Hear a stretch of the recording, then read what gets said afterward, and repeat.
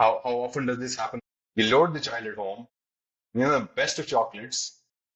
Yeah, you even got them a lakh and a half rupee golf set, some new fancy clothing, right? But did you give them what was required over there? Or did you just instantly bash them up? It's been 5 days, you can't even connect a ball.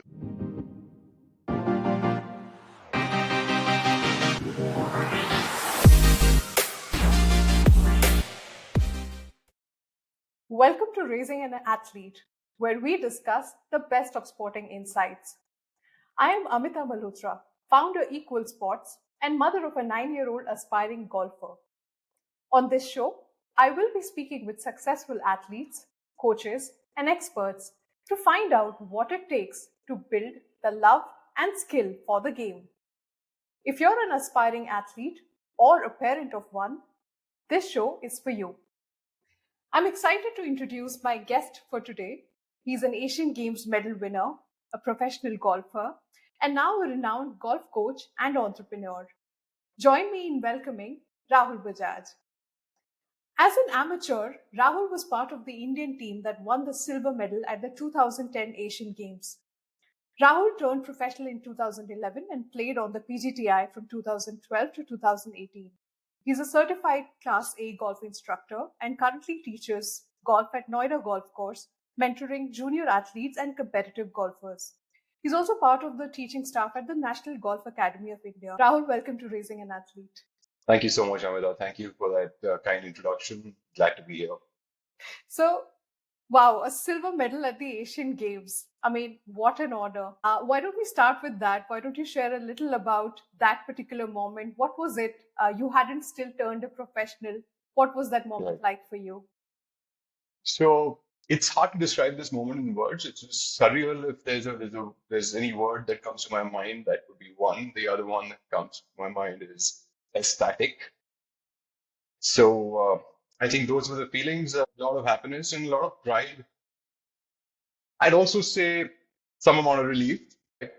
What is really exciting about this moment is that even though you're in another country and by now the WhatsApp messages and sending across of videos and talking so easily on the phone wasn't yet there, not as smooth as it is now. Somehow each person from your family, even across the world, had figured it out and even figured out a way to get in touch with you. Right. And that was quite amazing because that kind of thing doesn't really happen very often when you just win a normal golf tournament. Yeah. So, yeah, those are the kind of feelings. Mainly the Asian Games in itself is, of course, it's a big deal, and you only sort of tend to realize that after it's done. You don't really realize how important this was before you've really gone through that finish line. Yeah, I mean, I can just imagine how amazing that would have been. And yeah, I think when you have your loved ones connect back, all together in that special moment, it's something else. So, to tell us a little about your childhood and actually what prompted you to take up sports or specifically golf. So I think one of the main things about my childhood is that I'm born and brought up in a Fauji house. So, sports is pretty much has been a part of our life. My father's always played squash and golf, both the sports. He's always gone swimming regularly. So we've always been sort of like been in that sort of an atmosphere. Things like swimming and squash and all were very much the part of our life. And, growing up, just playing evening cricket with friends or just going with the football out or just go play basketball sometimes would be just a regular thing that happens. And that was sort of the main part of the childhood, which I think that drives me to be inclined towards sports. That's one. And it's only that golf happened sort of by chance. My dad used to play. I honestly felt that it was a very boring sport. I wasn't really inclined towards it. And, around the age of 15, I started. We had moved to Delhi that time. There's a golf course right close to my house, Noida Golf Club, where I teach today. And so I joined one of the junior programs over there and just started learning. Then something sort of happened, brewed between me and a 7-iron and a great golf shot. And the quest to try to repeat it again sort of began. And I mean, I still starkly remember that shot. It was with my dad's old hand-me-down Slazenger golf set. It was a 150-yard shot. And I think it was really addictive the way it came off. And then it came off again. So I did two back-to-backs, and after that, it took me a while to recreate that again. I love it first time because my dad took me that earlier. I was never really interested in playing, but I think something egged me on about what propelled that ball to travel the way that it did, and that's when I started finding things a little more interesting. Before that, not so much. I felt like it was too slow for my liking. I felt there was too much walking involved, So I probably at that age or at that time in my life, I didn't understand the game very well, to be honest, because today I don't have the same perception about the sport. Although a bit of boredom on the outside, if you see for an outsider, you can really seem like a boring sport. But once you come in on the inside, it's a totally different world. Yeah, that's true. I mean, I am married to someone who's very, very passionate about golf. So he definitely would agree with you on, it's far from being a boring sport. Coming back on your journey as a golfer, which was your first big win? I think the first big win was when I won this North India JP amateur tournament at the JP Greens in 2008. That was my first win, and I think that was a big one for me because it was like, you figure out the first time that you can win. I shot good rounds all 4 days. I still remember my final round. I got lucky. I was playing with a friend of mine, and he was really helpful in keeping me calm. He probably doesn't know that I am thankful for that, and I'm grateful for that day, but I am. I still remember it. And, those kind of things, I think that first win was very important just to understand that one could do it. And also the various emotions that sort of come through, coming through the last few holes and last few hours of the tournament, or maybe even just the last round. Yes, it taught a lot because the moment you start thinking about a 2-3 shot lead, also, you can sort of the emotions can totally change again. How does that change your future course? How you think, that one big win? How does that change your mindset for the future? What happens in that moment? I think the greater athlete is the one who can quickly get out of that win and find out how to win the next one, right? That would be the mark of a great athlete, I think. For me personally, I think what happened was that as I won that tournament, I went from being 13th on the order of merit in India to going on to I think seventh spot after that event, which gave me the opportunity within 2 months of that event to actually represent India for the first time, right? So it sort of opened that door for me, and then I got more of such opportunities. And then because I was getting so many competitive opportunities, I think I started to learn to play a little better and became quite consistent with the way I was scoring throughout the domestic tour. So these opportunities sort of kept happening, and you kept learning a little bit more.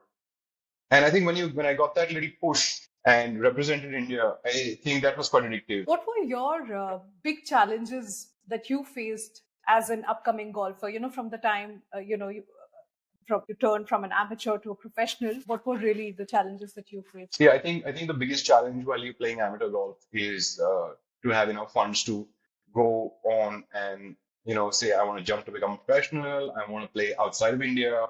You want to go coach with a coach outside of the country. That costs a lot of money.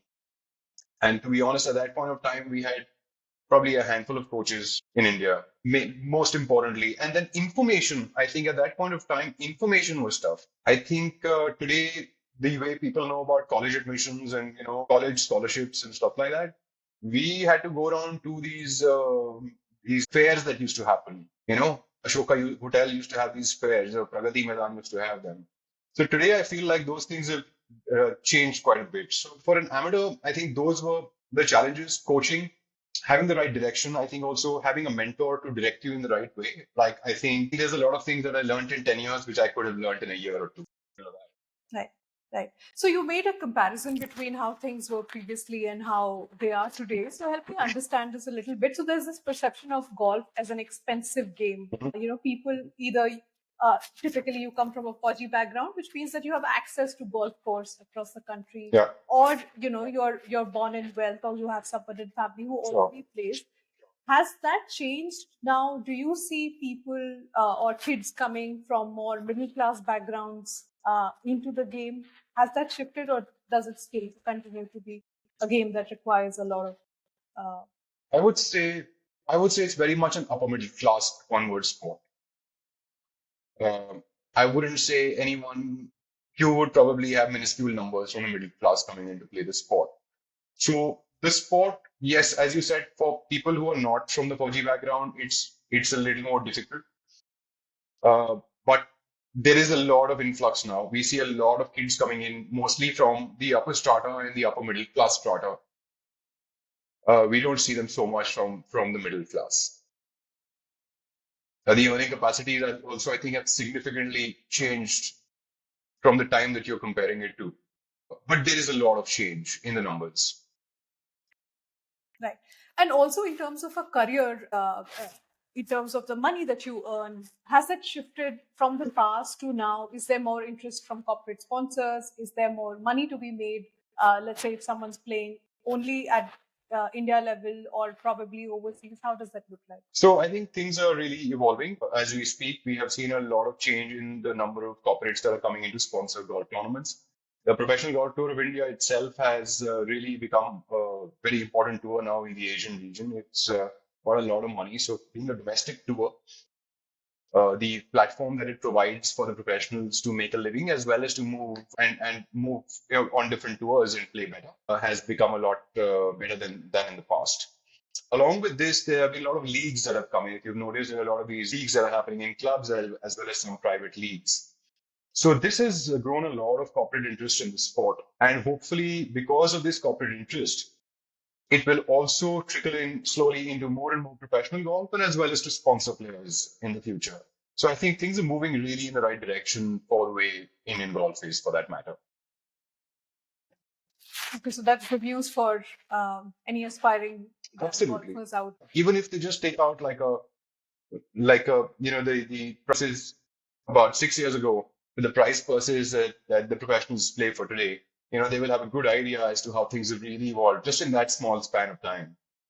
And that's all influx of new corporate money. Lovely. I'm going to shift the gears a bit and come to our second segment where I really want to speak to you about how can upcoming athletes and parents learn from your experience. So tell me, in your view, Rahul, like, are athletes born or are they made? They have born to be made. I think that should pretty much cut it. I think I heard this story about Rory McIlroy, perhaps, where it said, there are three categories. Either, you're extremely talented by yourself and you work really hard. So probably Tiger Woods is among people who work really hard. And Rory McIlroy is probably an example of, both the things coming together, like extremely talented, but Right. also working hard. So that's probably what I meant when I was asking that question. That is there an advantage that you stand when, you may have an innate ability? Amita, I think that this has very much to do with the initial few years that you have. So what you're talking as an innate ability is basically an innate ability that the kid was given a ball at the age of 2 and you'll make them learn to throw it, right? Would that kid have a better ability to throw a ball than someone who you started teaching at the age of 12? Right now, this kid at the age of 2 has got better innate ability, so to speak, but learning a motor skill at the age of 12, right? So innate abilities are something that we nurture. The way we develop these kids, they are like blank slates when they are born. It depends on what you write on it. So if you toughen them, you harden them, you make them play games, they're throwing balls, they're, running around the house, they're trying to climb walls. So would they have a better innate ability to swing a golf club? Right. I'm going to jump on a question that I wanted to ask you, because we're speaking about offering opportunities to children early on. I want to take your view on what is the right age for sports specialization. There's a lot of conversation now of early specialization at age 5 or 7 can lead to a lot of issues like burnout and fatigue for children. But what I see at the same time is that the age for young athletes seems to be going down. You see players who were previously competing in youth Olympics are now part of the mainstream Olympics. What's your thought on when should children specialize in a particular sport? Are there certain sports that require early specialization? So of course there are many sports which will require early specialization. There are sports which have early peak times. So you wouldn't find many soccer players at the age of 40, right? There will be exceptions to the rule, but most of them will retire pretty early 30s or mid 30s. So depending on sport to sport, you will have to definitely understand whether you want to specialize early or not. Also, having said that, I think because we are predominantly talking more so about golf over here, I think you have to understand as golfers and golf parents and golf coaches, when are we planning to peak? When does performance really count? Right? And that should help you to understand backwards as to what specialization is, and what age do you want to put this in on. Generally speaking, I would tell you that there have been some researchers and all, they say that 11 years of age for boys and 13 years of age for girls. So there are, these are all scientific studies. I actually would say anywhere between the age of 12 to 15 or even 13 to 16, if we can figure out things in that age bracket, I think we are good. But before that, I would strongly suggest playing various different sports, performing different arts, learn playing a musical instrument, and so on and so forth. Like do everything that you can do. Yeah. And hopefully there's a love for some that gravitates you for more time in some area or the other. Right? And then we really know whether which is your gravity area, and then we can figure out, do you really want to do this? But I think developing that love that they want to improve at something, and that natural instinct of going and spending more time at it, I think that's something that I would look for before I say, I want to specialize and not specialize. Yeah, I also asked because when I said early specialization, I really had in mind people are starting at 4, 5 years, going up till let's say 15 years of age. And I think from whatever literature I've read about becoming an athlete, it's also about the fact that physical literacy early on is very important. Right. That the fact that you should be actually playing different sports and should not actually be regimented because you have to build your agility, balance, different abilities, which you're Right. better off doing if you're playing. But the More thing that natural. happens with yes, the thing that happens with specialization is that it takes away most of your time and opportunity towards one particular sport.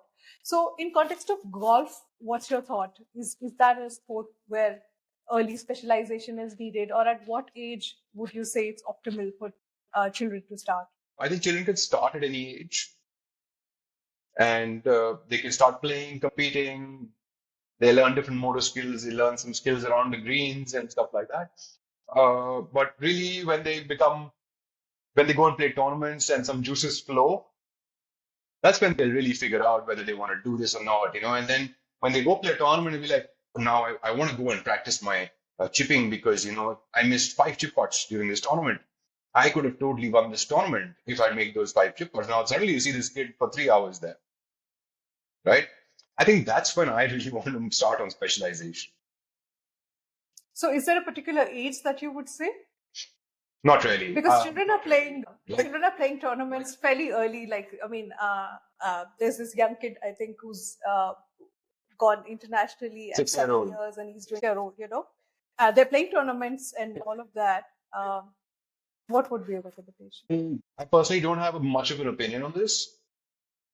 I think that as long as parents understand what these tournaments are, where do they want to take their child, what does this success mean versus where they want to go next, and how they plan their goals and how do they plan their journey going forward.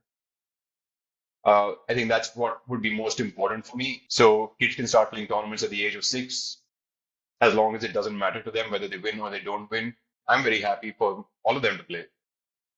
But if they go and play a tournament because it's got to give them a trophy or something like that very early on, and it starts to change the way they think very early, that's something that I wouldn't want. I would rather develop and nurture the the ability to play, compete with each other, like make friends and play with them, right? I would like to go on that uh, and probably go on like this all the way till about like let's say 12, 13, and then really pick up what I want to do with my time. I'm not a big fan of too many tournaments too early on, but that's about all. And more so because I want the kids to develop a lot of motor skills. I want them to learn a lot of interaction, have friendly competitions, just spend time around the green and try funny things around the green. And that's it. Like just come, have a couple of clubs with you and play around. And you never know, the love develops, and you there's no stopping you after that. I think that's an important point you make, and I don't think it's just about sports. Generally, what's said these days is that, in a way, the children have become like a vanity project for parents as well. So the age for everything seems to be, coming down. Things that you would do, you know, I mean, right from the point that, you could speak your ABCs, or when you can write. No one's really thinking that, like, this is the right age, and there are no brownie points if you start writing at 2. In fact, it could be counterintuitive. So I think it's an important message for parents that I think in times of social media where the trophy or that win becomes a way of showcasing to the Yes. world, it can be counterintuitive actually to the real purpose of why you set out to it in the first place. Absolutely. That's the thing. That have we mostly the question that you asked me, do those people mostly know why they set out on this journey? You hit the nail right on the head.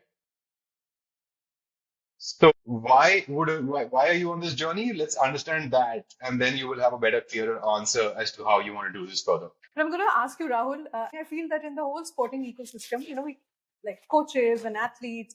I mean, we speak to different people. I think parents are such an important stakeholder group because they're the ones who are actually making that decision. So I think it's a group that we really need to speak to. And also, I feel that for this reason, and parents mean well for their kids, but they have a lot of expectations, and they end up probably pressurizing them a lot. What advice would you give, to parents? Okay, let me try to put this in as best as I can. People need support. The kids need support, and the kids need love. You've got to help them nurture and design this journey in the smoothest fashion possible for them, right? And by this, I do not mean by giving them luxuries at all. What I mean is to help them smoothen out this journey because there will be a lot of ups and a lot of downs, right? And the family being the support system, I think it's very important for a parent to understand that when it's an up, you don't have to treat them that day like a king. And when there's a down, don't treat them like someone else's child, right? It's still your child. And we have to understand that sports, regular things, everything in life is like an 80-20 rule. You will succeed 20% of the times, and the 80% of the time, you'd be lucky if you were doing average, right? So I think we have to take that as a fact, and we have to also sort of nurture in ourselves and understand, we put a lot into on kids these days. I think it's extremely important for parents to only do one thing: drive you to the golf course, keep you disciplined, make sure you wake up on time, you eat good things, and you read well. And I think that's what the parents should be doing, and making sure that you get to your fitness class, you make sure you do your yoga, you make sure you're doing your diligent practice, and that's about it, right? As long as I have my efforts in place, eventually the results will fall in place,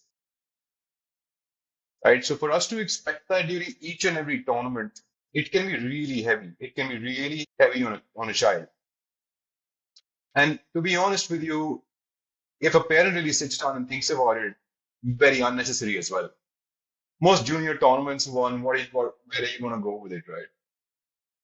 What's the worst that could happen to your life if you didn't win it? I think it's also the myth of that junior prodigy, a la Tiger Woods, that How many of them are there? How many of them are there? But how do people get nurtured? Have people ever gone and seen how people get nurtured, how kids get nurtured? Where do they practice? How do they practice? What is the kind of seeds that you're giving to them? I could have a kid who wants to become a professional golfer and goes and plays a tournament, hits poor wedge shots, comes to the range and in the evening and tries to sharpen up their wet shorts. We find out what's going on, and if there's nothing much going on, we just practice for the yardage. Okay, for example. Now, the same instance can be this kid has done the same thing, and you keep bashing him up for you made 4 bogeys from 100 yards. You could have won this tournament. Of course, the kid knows he's made 4 bogeys from 100 yards. He knows that. What's the new thing that we are telling him? Right. So the kid's already bashing himself up or herself up in the head. And now we have this external voice doing the exact same thing. Right. Now we've got unnecessary build up. Now you can imagine with that sort of heaviness in the mind, how good is the practice really going to be? So what we do in practice will completely change vis-a-vis you deal with this. Right. They are both going to make you practice. One with a heavy head and a heavy heart, and the other one with a motivation to improve something. So that shocker is only why because your skill set doesn't match what your expectations. Right? Match your skill set with your expectation. Match your efforts with your expectations. Right? And then you'll be absolutely fine thereafter. That would be my most important advice to a student of mine who is suffering a setback. Right? Always redo and understand where you are at, where you want to go, and how do you plan to get there. Right? So if you're in this situation where you're in a flux, you're trying to figure out, I have not played now for 6 tournaments, what do I do? Can you just sit back and look at what is happening in your life? How are your habits doing? How are your relationships doing? How is your practice going? How is your fitness doing? What kind of practice hours are you putting in? How are you planning to build your skill further? Right? You've got so much to do. So, like, I went and took a surfing class a couple of years ago. Of course, I'm nervous when I get on that board. I fall 9 out of 10 times off it. Yeah. Of course, when I see a big wave coming, I'm feeling those nerves even more. This is gonna take me with it, right? But eventually, when I practice this more and more, maybe I go from staying once on the board to maybe thrice on the board for after a prolonged period of 30 days, right? So, and then only I'll learn eventually how to stay on there, let's say for 3 minutes at a stretch. How do I learn that thereafter? And then how do I go from doing that to tackling the bigger waves? Right? And then some new move will come. How do I learn that standing on this board now? Right? So there's so much that goes on. So you every time that you do something new, you are going to feel a little nervous. But that's only an opportunity for you to go and build skill on top of it. Right? That can be just that much of a shift. And it could be just one statement of yours, right? So how we come on to these kids and how are you going to encourage them to do better? A missed opportunity of a putt being like the last opportunity of your life? Why? Why should it be the last opportunity? You've got a long way to go. And if you make your mistakes now, you're better off, right? You learn way more. Earlier you make the mistakes, the more time you have to work on them. So that's a beautiful point you make about making mistakes.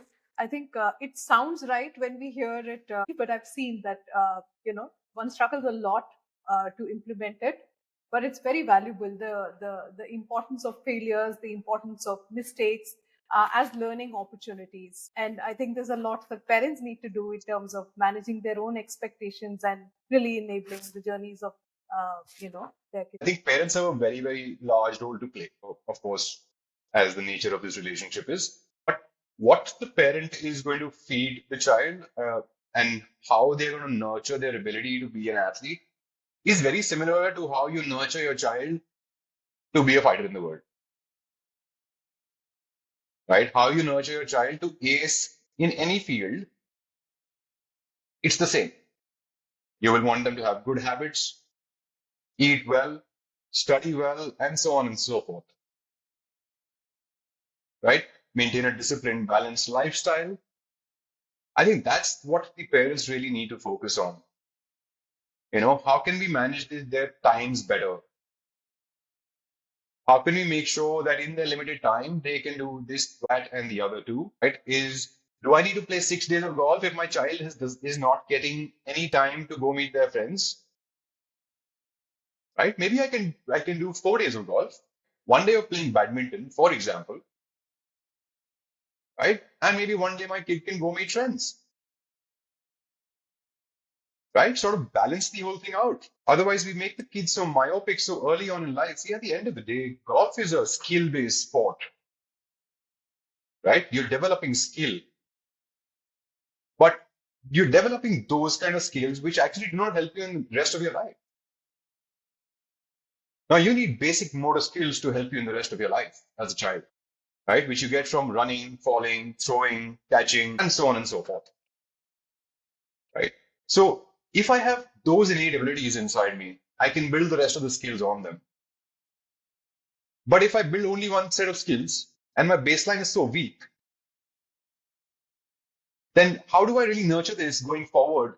And what if I'm not going to play golf? Then what am I going to do in terms of what have I learned over time? Am I really an athlete? Right? We could have built these nice habits early on in life from the age of 5 to 10. Now you can go on and specialize as much as you like because your base for this pizza is so nice. No matter what you put on top of this, it's going to build up. Beautiful. I think you make a really, really beautiful point there. So I think in terms of the enablement that parents can offer is setting good habits, and also in terms of helping the children create a strong base on which, the superstructure of the rest of their life, whether it's athletic career or any other choices that they end up following, can be built. How can aspiring athletes handle setbacks and failures? You coach a lot of young aspiring athletes. What's been your experience? My first recommendation would be don't label things too easily. Secondly, I see a very large segment of kids today talking to me about pressure, right? Starting from an 8-year-old to a 10-year-old, right? And they use the term pressure so loosely. They use the term depression very loosely. They use the term anxiety very loosely. And these kind of things, where are they hearing it from? They're hearing it from the elders, right? That's where they're hearing this from. Obviously, if I go to play a tournament, I'm going to be a little nervous. If I've only played golf for 6 months and now suddenly I'm playing a tournament, of course I'll be nervous. Why wouldn't I be nervous? Right? I've never been in this situation ever. Try walking on the road when you've never been on the road before, right? So you are going to struggle with anxiety, or what you call anxiety is actually just slight amount of nervousness of something that you are unaware of, something which is new to you, right? You feeling bad about after playing a bad round. Of course, you're going to feel bad, right? If you're a human being, you will feel bad about it. But to label it so quickly as something as a depression, isn't it so early for a 10-year-old to jump to that conclusion? Right. So that's something that I want to refrain from. I want to recognize what this feeling is and why is it there. If a student of mine, after playing for 4 years and playing competitively for 2 years, is, let's say, saying that I'm feeling X, Y, or Z emotions when I go to play a tournament, the first thing that strikes me is there something in the skill set which makes this child feel unnerved when they go to play a tournament because they've not built enough confidence in their skills, right? Because to expect that you've only played for a little bit of a while, but you will go and shoot the most under par number possible on this planet, right? And that's what our expectations really are to me. You play for a year, you think that you can shoot an under par number very easily when you walk into a tournament, and then you get shocked because you have this because you thought that it's so easy to do. So I want to ask you, Rahul, that so if you've been doing something like this for a while, and it's not a challenge in terms of, let's say, your technique, your habits, your routines, you're putting all of that. It perhaps is a case of the mind coming in your way. Okay. It's a mental barrier. So I would like to go to the root of it first, right? So why do I have this belief? Have I Do I have a problem of taking my skill from the range to the golf course? Do I play enough number of competitive games locally and I succeed in them? But when I go and play a national tournament, now I don't shoot the same kind of number, right? If I can do it over here, I can surely do it over there. Okay, now comes the time where I think we have to start looking at how to understand, differentiate between how to prepare for a competitive tournament versus maybe just a chilled out competition with friends, right? And look at the gaps that exist between the two. Why don't these two match up? A lot of times it could be just plain simple lack of experience. Only if you put yourself in that situation do you learn to deal with it, right? So my question really would be, are you putting yourself in a situation in a tournament where you are leading a tournament and not pulling, not going up to the finish line? Okay. Is that happening very often? Or are you saying from 10 shots away, right? So where is this conversation in your mind starting from, right? So maybe I could be leading 4 tournaments in a row. I've had one shot lead, 2 shot lead, and I've given it away. Yeah. Or it could be that I'm always finishing at second, third position, and those 1 shot or 2 shots is what I'm struggling with, right? And they're all three of these are very different situations. So they will have to be dealt with differently. But I can promise you that being in the situation over and over again definitely makes you smart about how to deal with it, right? The only thing that one has to do at that point of time is like, I did once. Can I do it again? Or can I try to go push myself a little bit more? Right? I think that's something, that little spark in your head could be a game changer. So I think, yeah, that makes a lot of sense, that experience and going through that situation and exposing yourself, to a certain kind of environment or setup Yeah. can help you, can equip you to, handle that better. I'm just going to backtrack a little bit because I also wanted to have this conversation in context of parents who are sort of, trying to make a decision in terms of which sport is ideal for their child. I mean, from what I see, it happens fairly intuitively, either in terms of what's available in my neighborhood, Sure. or let's say someone in my family really enjoyed, or someone thinks this is a great idea for me. But is there any science behind it in terms of choosing what sport? What I'm going to say is going to sound very vague, but you'll have to look into your child's eyes and find the spark. And it will show somewhere. It might not show today. It might show in 1 year. It might show in 2 years, but it'll show. And that spark is what I was talking about earlier. It's that love is nurtured inside the child to come to play. It's inside the child to come and hone the skill. That child is thinking, how do I do this again? How do I do this better? I want to compete with X friend of mine. I want to win a putting tournament with Y friend of mine, right? These small little things that happen. This is what will push them to get better at something. So I think that's my way of checking. Otherwise, this journey is long and arduous. I think love makes it easier. But if you don't have that, then you're pushing through with someone else's dreams, then it becomes tougher. Yeah, I mean, this particular question, Rahul, I don't mean in terms of competitive play or becoming as an athlete for a career. I just generally meant in terms of adoption of sport. Let's say I have a 3-year-old or a 4-year-old, and at some point I need to figure like which sport.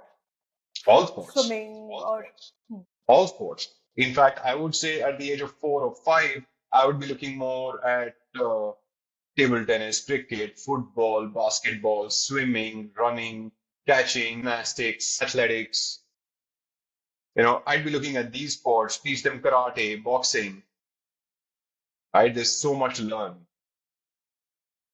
And like different things, like if you were to learn karate, you're actually learning balancing. You're learning a lot of motor skill, but you're also learning a lot of stabilizing of the body. Right? So and every sport has its own added advantage, which sort of it gives it naturally. Right? And while in golf, it's the other way around, right? You have to propel the ball. So there is nothing natural that's really coming to you. You have to cause everything. Right? The other sports actually teach us these skills and keeps life fun. Like I'd rather have a child go do these things rather than going to a fitness class at a 5 to 10 year old age. Right. So you're saying it's fairly intuitive, and it's all kind of sports that you could be exposing your children to. Absolutely. Because I did want to make that point, Rahul, that I feel, especially in context of girls, I've seen that a lot of times I hear people say, she's not interested in playing. She really likes art. But I also see that they haven't really given an opportunity or exposed to a sport to be able to really say that. So hence I feel that the love can also emerge when an opportunity is given to experience and find out for yourself, where your heart lies. Agreed. And that's exactly why I said it could be today, it could be 1 year down the line, it could be 2 years down the line. That's why I said so, right? Like as a parent, your endeavor should be to keep introducing your child to different sports and see where does the child really feel the best, right? And you keep doing it over and over again and you figure it out, right? There's no one size fits all kind of theory. That's why I said give it time and let them involve themselves in various sports and you will see it yourself. But there's another common thing that one hears a lot from parents, that, I exposed my child to different sports. First she was playing basketball. Initially she was very happy. But then after 2 weeks, she said she's not really enjoying it. Then she moved to horse riding or she moved to something else. And so she's like, she doesn't really enjoy anything. What do I do? I've tried everything, but she doesn't really enjoy. And I'm just wondering, why does that happen? Is that because we give up too soon? Because in the early part of any skill building, I mean, it looks very romantic when you see on the screen, that football that goes flying, but in reality, it doesn't match up like that. So is it about the fact that we give up too early? Is it the fact that there should be a certain time period, or what would be that time period till which you should persist with, say, particular sport before you give up and move on to something else? I think one is that we are trying to also achieve too much too quickly, right? Like you said, are we expecting too much? Absolutely. Do we give up too easily? Absolutely, we give up too easily. Right? Today, I think that problem is so much more prevalent than it used to be, let's say 50 years ago, right? So that is something that I would not leave out of the equation. At the same time, is it sometimes also that, like, are we comparing ourselves too easily to our peers?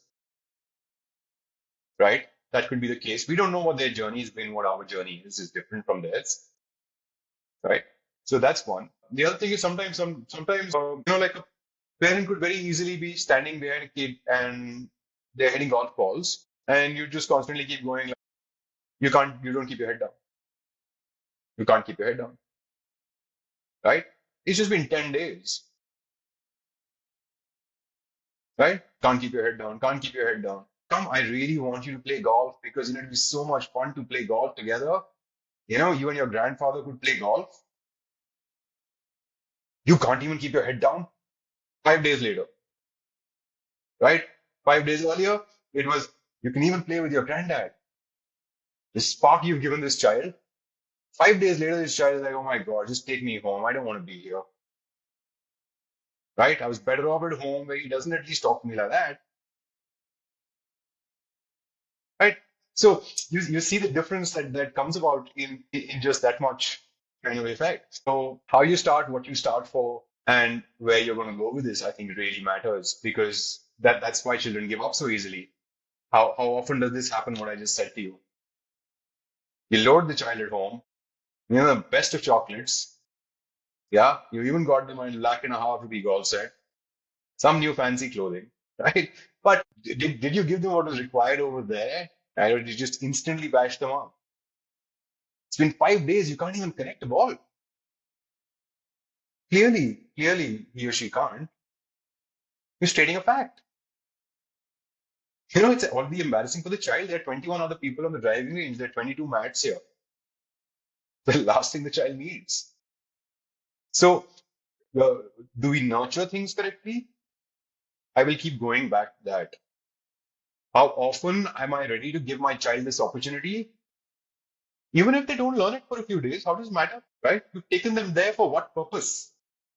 Instantly turn them into a PGA Tour or an LPGA Tour professional? Or actually just watch if they can build some skill within that sport. Just wait for some time. But though, Rahul, I want to say that I feel so. This is one instance what you've described, and this does happen. The critical voice of the parent, which is coming in the way, and you're saying, "Ah, this is no fun," because this is just all work and no fun for you. But I feel that there are also instances where actually, parents are working, so they're not really actually physically present with the children. They've created resources for them, so they're taken for those games, and they've been asked to attend, but somehow the interest doesn't happen and they sort of give up. And I'm saying somewhere, at least I feel that it could be happening that, and what you said about it didn't happen 50 years ago, those affordances were not given to you. There wasn't a choice for a certain amount of time that you had to persist with it. If it was hard, then you really had to. Otherwise, you don't end up, picking that skill. So when I just wanted to share that, I feel that a little bit of that also happens where there's a lot of cushioning that happens to say, okay, if not this, then there are 10,000 more options that are open today, and you can pick from any of those. So let's say I go to the gym and I want to get fit. Okay, I've gone 6 months and nothing's happening. Is anything going to change if I don't go back to the gym? It's not going to change, right? So that's what's going to happen. Nothing's going to change, right? So we have to keep at it. So to come back to this question of yours or this statement about parents being very busy. So of course, being a coach, I see parents who are involved. I see parents who are distant from the game and let their children do what they want to do. I also have parents who are involved but not overly involved. So there are all sorts. Everyone behaves differently. So I want to share a small little example. One of my first students struggled around, never really played very good golf, but came in for the classes, kept trying to hit the ball, never really spent much of time. But what this kid really enjoyed though was a Sunday game with his dad. Very busy man. Mother was also busy. Okay, so driver would be ferrying him. But what he looked forward to that if his dad was in town, Sunday was definitely a 9-hole round. Whether he played well, whether he didn't play well, whether he hit a top, duff, shank, whether he kept putting through for 15 minutes on the putting green, didn't matter, right? Today, the same child spends extra hours at practice, okay, wants to work on his body, and his father till date, even if now also the child does not play well, the father would still pat his back for the effort, right? So for me, that's a winner, okay? Yes, the father didn't have time, but not once did I ever see the father discouraging the child. Always pushing, right? Okay, try to spend more time, right? Try, you need to amp up your fitness, make sure you're taking your classes regularly. Just always kept him onto these things. And I see that today, that same child, on his own accord, in this current heat, is spending 3 to 4 hours doing the same thing that he used to run away in 45 minutes from, right? Just because he kept doing it, whether it worked, whether it didn't work, didn't matter. You shoot 20 over. Dad said, fine, good fun. We had another great 9-hole. So the attitude of the parent in terms of supporting the encouragement is really something that really matters. Yes, with a little balance with discipline, also being a little bit of a bad cop every now and then. But what kind of a bad cop do you want to be? Do you want to be a bad cop which just says, I'm okay with you going out with your buddies, but I'm not okay with you going out every day with your buddies, right? That's a bad cop. You will never go out with your buddies. I forbid you from this. You have to practice 7 days of golf. That's it. Chop, chop.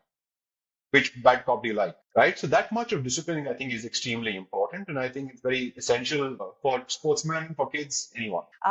We'll just jump into our final segment where I wanted to speak a little bit about your coaching journey. Are there any specific kinds of students you're most interested in, coaching, or is there a certain science that you apply to? Do you choose what kind of students do you want to work with?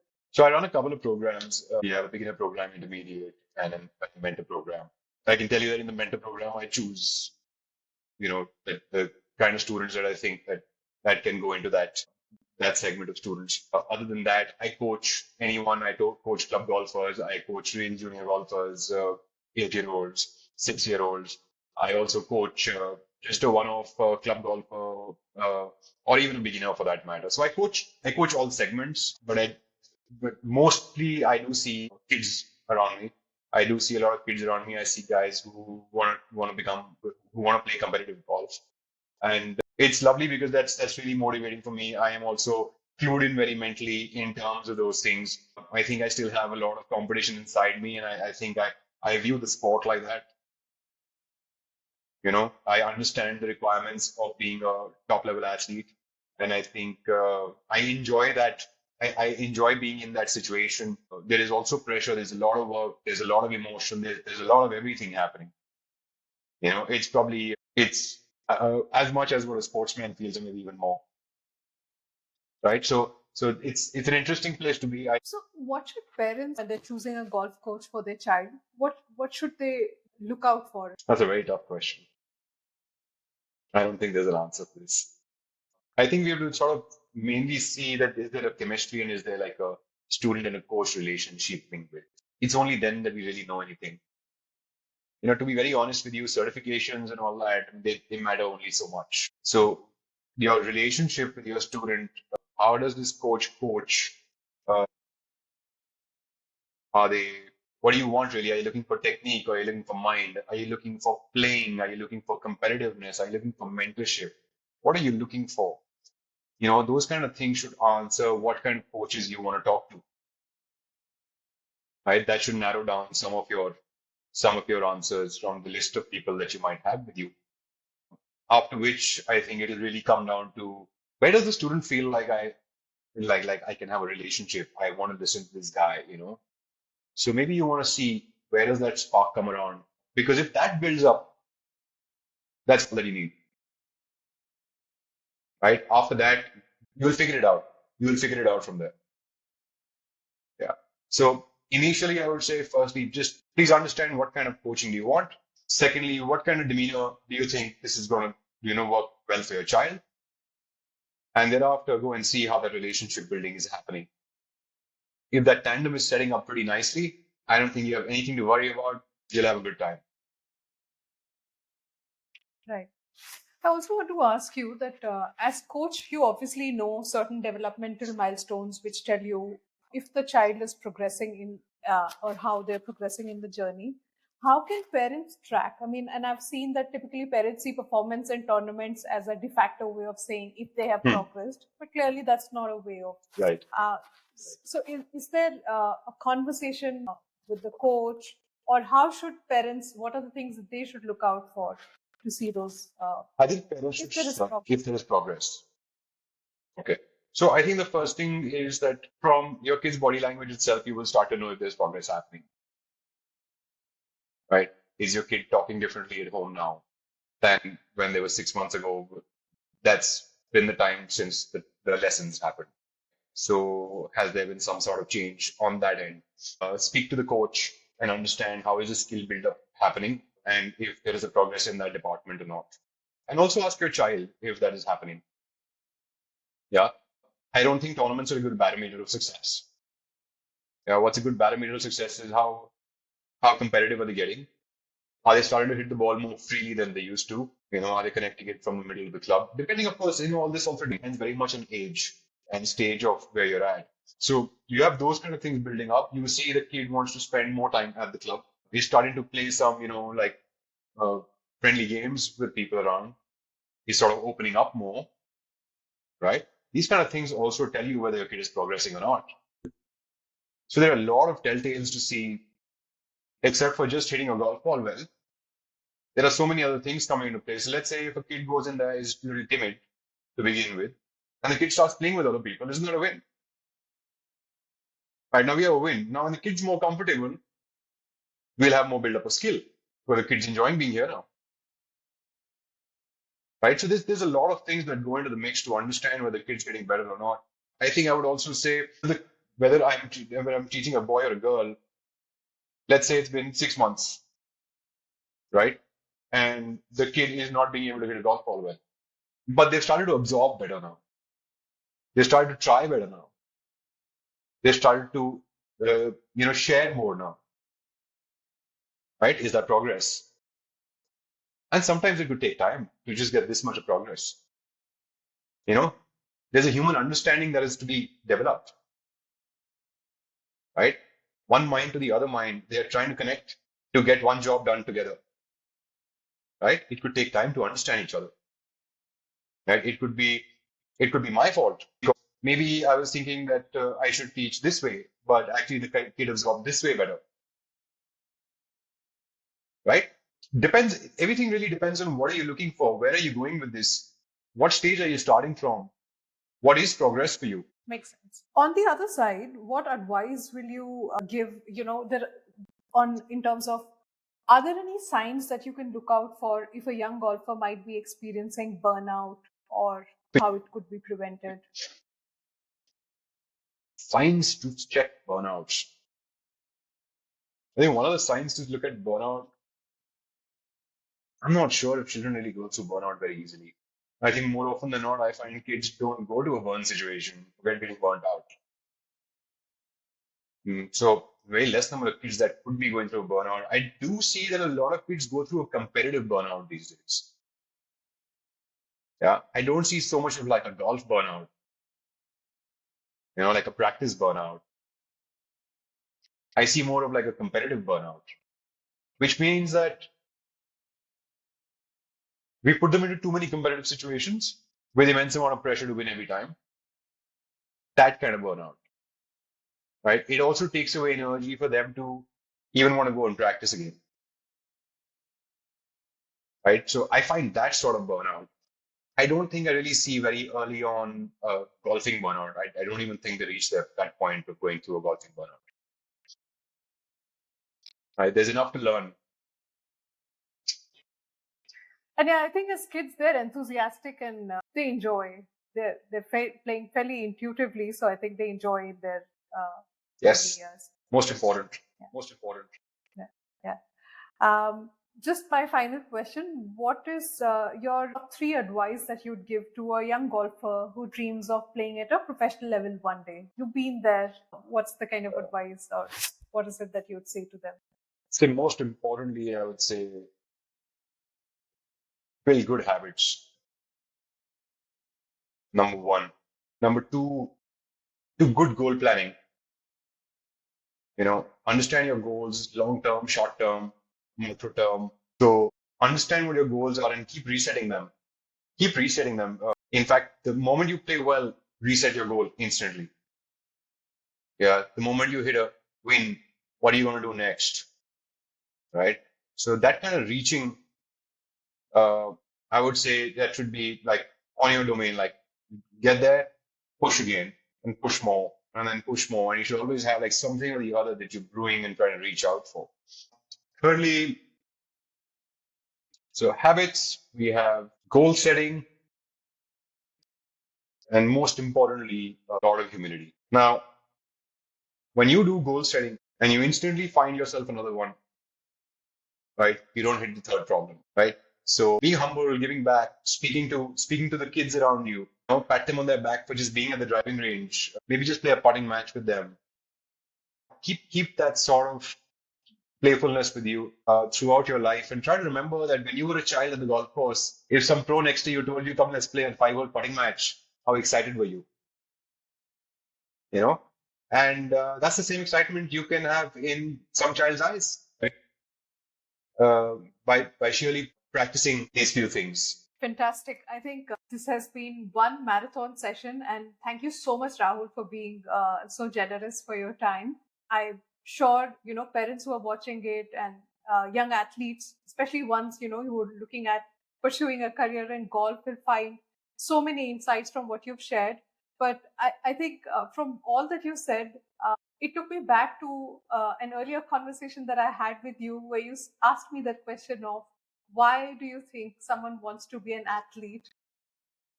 And you spoke about the fact that it has to be for the love of the game. So I think at the heart of everything, I find that message resonate. The technique, the skill, the discipline, the routines, all of that is important.